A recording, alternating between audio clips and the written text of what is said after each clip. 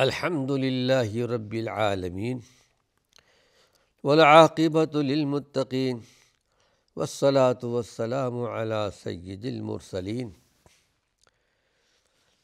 ناظرین کرام السلام علیکم ورحمۃ اللہ وبرکاتہ۔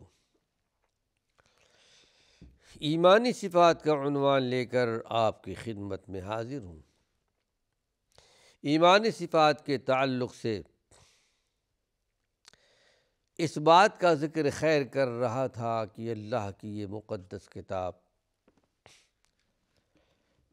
یہ ایمان والوں کے لیے شفا اور رحمت ہے اور برکت بھی ہے، روحانی شفا بھی ہے اور جسمانی شفا بھی ہے۔ جسمانی شفا کا ذکر خیر کر رہا تھا۔ بہت ساری چیزیں آپ کے سامنے آئی ہیں۔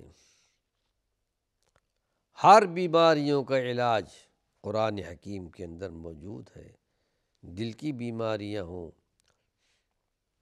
یا اور دوسری بیماریاں ہوں، یہاں تک کہ شیطانی وسوسوں سے بچنے کا بھی علاج ہے۔ ایک صحابی نے اللہ کے رسول صلی اللہ علیہ وسلم کے پاس آ کر کہا، اے اللہ کے رسول صلی اللہ علیہ وسلم، جب میں نماز پڑھتا ہوں شیطان آ کر میری نماز میں خلل پیدا کرتا ہے، وسوسہ پیدا کرتا ہے۔ شیطان کو اللہ نے یہ طاقت دی ہے،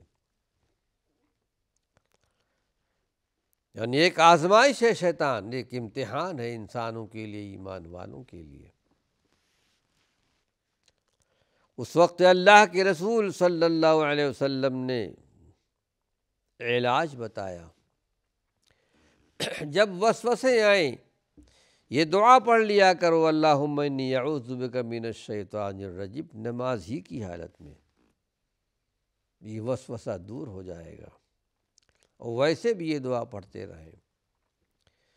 کچھ دنوں کے بعد وہ صحابی اللہ کے نبی کی خدمت میں آئے اور کہا، اے اللہ کے نبی صلی اللہ علیہ وسلم، میں یہ دعا پڑھتا رہا یہاں تک کہ اب مجھے نماز میں کوئی وسوسہ نہیں آتا۔ شیطان تو وسوسہ ڈالتا ہے، مسجد میں آتا ہے لیکن جب اذان ہوتی ہے تو بھاگتا ہے، جہاں تک یہ اذان کی آواز پہنچتی ہے اس سے آگے بھاگ جاتا ہے، جیسے اذان ختم ہوتی ہے پھر آتا ہے اور دلوں میں وسوسہ ڈالتا ہے، اذکر کذا و کذا، اذکر کذا و کذا، یاد کر، فلاں چیز یاد کر لے، فلاں چیز یاد کر لے، اور نماز میں وہ چیزیں یاد آ جاتی ہیں جو پہلے یاد نہیں آتی تھی۔ تو اللہ کے رسول صلی اللہ علیہ وسلم نے یہ علاج بتایا ہے کہ یہ دعا پڑھ لینی چاہیے۔ شیطانی خیالات و وسوسوں سے بچنے کے لیے قرآن حکیم کی یہ آیات بینات پڑھنی چاہیے۔ مثلا اگر کوئی آدمی یہ وظیفہ پڑھتا رہے، دعائیں، وظیفہ سے مراد وہ دعائیں پڑھتا رہے، بسم اللہ الرحمن الرحیم، آیت الکرسی کی تلاوت کر لے، اور سورہ المومنون کے آخر میں دو آیات بینات ہیں کہ رب اعوذ بک من ہمزات الشیاطین واعوذ بک رب ان یحضرون، اے پروردگار عالم، میں پناہ چاہتا ہوں تیرے ذریعے شیطانی وسوسوں سے، واعوذ بک رب ان یحضرون، اور میں اس بات سے بھی پناہ چاہتا ہوں کہ وہ آ کر کے مجھے تکلیف پہنچائے، مجھ پر حاضر ہو۔ اس سے یہ پتہ چلتا ہے کہ انسانی جسم پر شیطان حاوی ہو جاتا ہے۔ بہت سارے ایسے واقعات بھی ملتے ہیں اور قرآن حکیم سے ثابت بھی ہے۔ قل اعوذ برب الناس میں بھی یہ بات موجود ہے، یوسوس فی صدور الناس من الجنۃ والناس، انسانوں میں بھی ہے، لوگوں کو تکلیف پہنچانے، اور جنوں کے اندر بھی ہے۔ انسان جسم پر حاوی ہوا کرتے ہیں، یا پھر اعوذ باللہ من الشیطان الرجیم پڑھ لے اور بائیں طرف پڑھ کر کے تھکا دے۔ بائیں طرف جو تھوکنے کا ذکر آتا ہے، اس میں علماء نے، اہل علم نے لکھا ہے کہ چونکہ شیطان کا جو عمل ہے وہ عمل بائیں طرف سے کرتا ہے، بائیں طرف سے آتا ہے، اس لیے بائیں طرف تھکانے کا حکم دیا گیا ہے۔ پھر یہ کہ ایک آیت اور پڑھنی چاہیے، هو الاول والآخر والظاہر والباطن۔ یہ سورہ الحدید کی آیت ہے اور 27ویں پارے کے اندر ہے۔ اس میں اللہ کی تعریف ہے کہ وہی اول بھی ہے، وہی آخر بھی ہے، وہی ظاہر بھی ہے، وہی باطن ہے، سب کچھ ہے۔ پوری کائنات اللہ نے پیدا کی، اللہ کے ہاتھ پہ ہے، جو چاہے فیصلہ کر لے، اللہ کے فیصلے کو کوئی بدلنے والا نہیں، اللہ کو کوئی مشورہ دینے والا نہیں ہے، نہ فرشتوں میں نہ انبیاء علیہم السلام میں کوئی بھی۔ تو کہتا ہے ان ربک فعال لما یرید، جو چاہتا ہے کرتا ہے۔ اللہ کے اختیارات میں کوئی شامل نہیں ہے، وہ قادر مطلق ہے۔ انہ علی کل شیء قدیر، قرآن میں بار بار آپ پڑھا کرتے ہیں، اللہ ہر چیز پر قادر ہے۔ هو الاول والآخر والظاہر والباطن، یہ پڑھنی چاہیے۔ اور اس سلسلے میں مفسرین نے یہ بھی لکھا ہے کہ ایک مرتبہ اللہ کے رسول صلی اللہ علیہ وسلم نے پوچھا کسی سے، ہے تم میں کسی کے اندر طاقت کہ روزانہ 1000 آیت کی تلاوت کرے؟ صحابہ نے کہا ہم میں کون طاقت رکھ سکتا ہے؟ آپ نے ارشاد فرمایا کہ یہ اسی آیت پہ جو ایک مرتبہ اس آیت کو پڑھ لے اسے 1000 آیت کے برابر ثواب ملے گا۔ سورہ الحدید کی آیت ہے۔ آگے چلتے برے خواب کے شر سے بچنے کا علاج بھی ہے۔ اللہ نے اپنی اس مقدس کتاب میں ہر چیز کا علاج رکھا ہے۔ برے خواب آتے ہیں، اچھے خواب بھی آتے ہیں۔ اللہ کے رسول صلی اللہ علیہ وسلم نے ارشاد فرمایا، اچھے خواب اللہ کی طرف سے بشارت ہے، خوشخبری ہے۔ آپ نے ارشاد فرمایا کہ نبوت کا سلسلہ تو ختم ہو جائے گا، بشارتوں کا سلسلہ رہے گا، اور نبوت کے 46ویں حصے میں سے ایک حصہ ہے اچھے خواب، جو اللہ رب العالمین بشارت سناتا ہے خوابوں کے ذریعے۔ تو اچھے خواب اللہ کی طرف سے ہیں، لیکن اگر برے خواب ہوں تو آپ نے ارشاد فرمایا کہ وہ شیطان کی طرف سے ہے، خواب میں آ کر کے بھی وہ تکلیف پہنچاتا ہے۔ اس لیے جب جاگو تو 3 مرتبہ اعوذ باللہ من الشیطان الرجیم پڑھ لو، یا یہ دعا پڑھ لو، رب اعوذ بک من ہمزات الشیاطین واعوذ بک رب ان یحضرون۔ یا پھر اللہ کے نبی صلی اللہ علیہ وسلم نے ارشاد فرمایا کہ خواب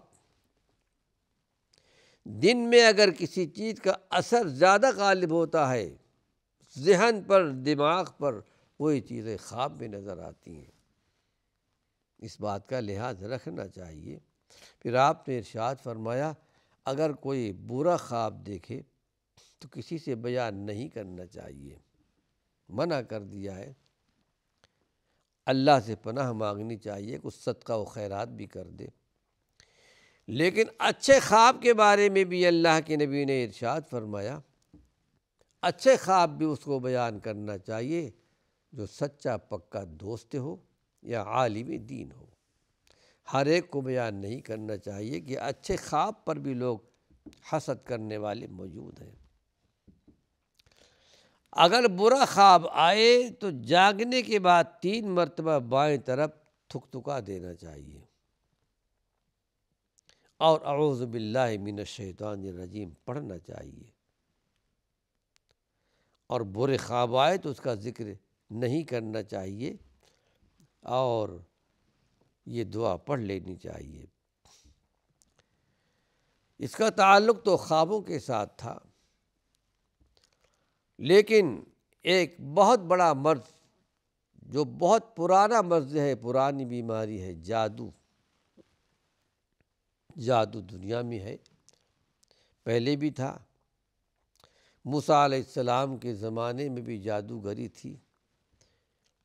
بہت سے اللہ کے بندے ایسے ہیں جو جادو کا انکار کرتے ہیں، لیکن جادو کا ذکر قرآن کے اندر موجود ہے۔ اللہ کے نبی صلی اللہ علیہ وسلم کے زمانے میں بھی جادو تھا۔ یہاں پر بھی آپ پر بھی ایک آدمی نے جادو کر دیا تھا، لیکن چونکہ آپ اللہ کے نبی تھے، اللہ کے رسول تھے، اللہ کی طرف سے آپ کو بتایا گیا، جبریل امین تھے، کہ فلاں چیز پر آپ کو جادو کیا گیا ہے اور فلاں کنویں کے اندر ڈال دیا گیا ہے، اس کو نکالا گیا، اور اللہ کے رسول صلی اللہ علیہ وسلم پر معوذتین نازل کی گئی، گرہیں لگائی گئی تھیں جس پر جادو کیا گیا تھا۔ ایک ایک آیت آپ پڑھتے تھے، ایک ایک گرہیں کھلتی جاتی تھی۔ اس طرح اللہ رب العالمین نے آپ کو شفائے کلی عطا فرمایا۔ اور حقیقت میں جادو کرنا یا کرانا کفر ہے، لیکن فی زمانہ تجربہ بتاتا ہے، حالات بتاتے ہیں کہ گناہوں کی کثرت ہے، باہمی عداوت ہے، دشمنی ہے، بغض ہے ایک دوسرے کے ساتھ، رشتہ داروں کے ساتھ، پڑوسیوں کے ساتھ، اور پھر اس سلسلے میں لوگ ایک دوسرے پر جادو بھی کرتے کراتے ہیں۔ اور جادو کا جو معاملہ ہے، حقیقت میں اس کا تعلق شیاطین سے ہے۔ جادو کرنے والے، ان کا تعلق شیاطین سے ہوتا ہے، شیاطین کے ذریعے وہ جادو کیا کرتے ہیں، اور شیاطین یہ کون ہیں؟ یہ حقیقت میں جنوں میں سے ہیں، جس کو ہم شیطان کہا کرتے ہیں، ابلیس کہا کرتے ہیں۔ کون ہے؟ قرآن کہتا ہے کان من الجن، یہ جنوں میں سے تھا، لیکن جس نے نعوذ باللہ یہ اللہ سے بغاوت کی، اللہ کی نافرمانی کی، تو اللہ رب العالمین نے اس کو سرکشوں میں شمار کر دیا۔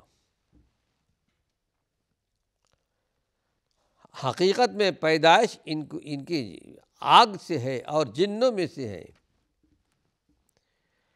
اور اللہ رب العالمین نے جہاں انسانوں کو پیدا کیا وہاں جنوں کو بھی پیدا کیا ہے۔ جنوں کی پیدائش آدم علیہ السلام سے 2000 سال پہلے پیدا کیا، اور ان کی آبادی زمین پر موجود تھی۔ غالباً یہی وجہ بتاتے ہیں کہ جب اللہ رب العالمین نے فرشتوں سے کہا، فرشتوں میں زمین پر اپنا ایک خلیفہ بنانے والا ہوں، فرشتوں نے جواب دیا تھا، پروردگار عالم، کیا تو ایسے لوگوں کو پیدا کرے گا جو خون خرابہ کریں گے، فساد برپا کریں گے؟ ہم تسبیح بیان کرنے کے لیے، عبادت کرنے کے لیے تیرے لیے ہیں۔ لیکن اللہ نے جواب دیا، جو میں جانتا ہوں تم نہیں جانتے ہو۔ تو اللہ رب العالمین نے آدم علیہ السلام کو پیدا کیا، لیکن آدم علیہ السلام سے پہلے جو جن زمین پر موجود تھے، 2000 سال پہلے سے فرشتے جانتے تھے ان کے خون خرابے کو۔ اس کے بعد اللہ رب العالمین نے پیدا کیا جو اچھوں میں اچھے جن ہیں، ایمان والے بھی جن ہیں۔ جنوں کی پیدائش لطیف یعنی مخلوق پیدا کی گئی جو نظر نہیں آتی۔ انسانوں کی طرح جن بھی ایمان لانے کے مکلف ہیں۔ قرآن کے اندر ہے وَمَا خَلَقْتُ الْجِنَّ وَالْإِنسَ إِلَّا لِيَعْبُدُونَ، ہم نے انسانوں کو جنوں کو اپنی عبادت کے لیے پیدا کیا ہے۔ وہ بھی ایمان کے مکلف ہیں، وہ بھی توحید کے مکلف ہیں، وہ بھی عمل کے مکلف ہیں۔ جنت اور جہنم ان کے لیے بھی ہے۔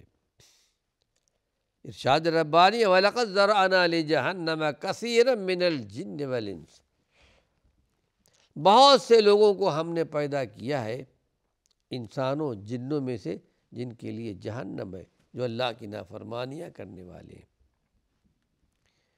تو جنت اور جہنم جنوں کے لیے بھی ہے،